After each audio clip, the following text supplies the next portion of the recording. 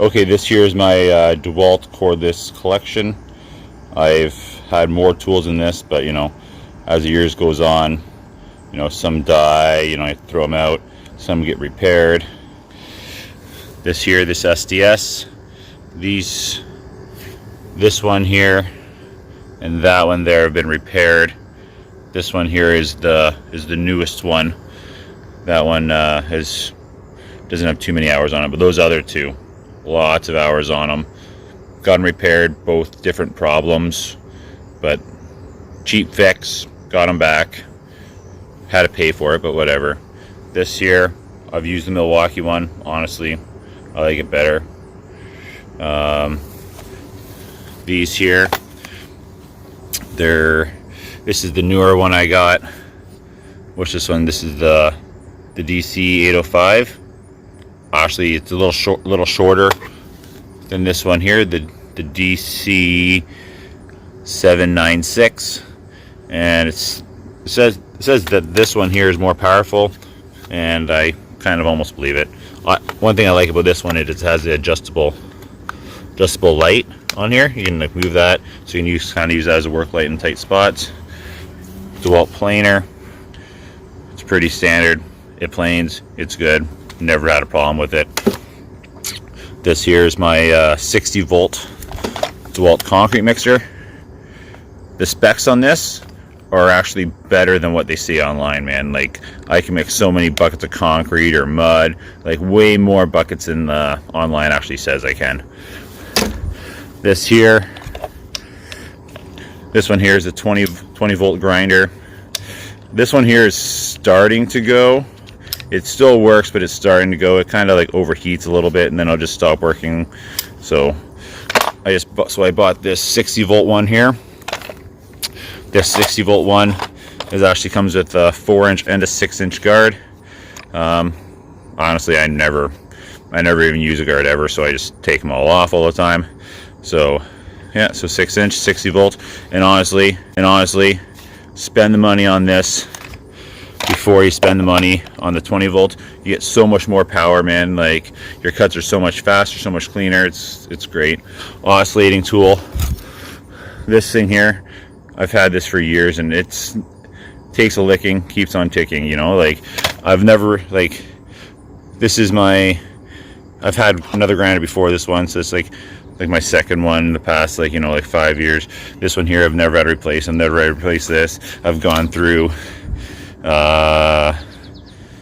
like these ones, like, they're pretty good lifestyle. I had the chuck replaced on this one, so that was pretty recent. Work light, you know, it's a work light. What else we got here? So we got the 60 volt saw. They're pretty nice. They're really nice if you're left-handed like I am. Like, you got to press the safety, go in, cuts extremely straight until you draw them or something. This one here, it doesn't cut on the guide anymore. That's why I bought that one. I let other people use this, but it cuts perfectly straight if you watch the blade. This one here, I've had this one here for about a year and a half, 2 years, and I try not to let people use this one. Cuts perfectly straight right on the guide every time. This thing here, I bought this for cutting soffit, actually. That's the main reason why I bought that. Just a little 4-inch saw. You can either have like a cut wheel on there, or you can have an actual 4-inch saw for like cutting wood. What I go through the most is Sawzalls. Man, this is like, in the past 3 years, I think this is my 4th Sawzall, and I buy a different model every single time. I like the chuck on this one here. Like, it's just so much easier to change the blades than if it had like the latch that's right here.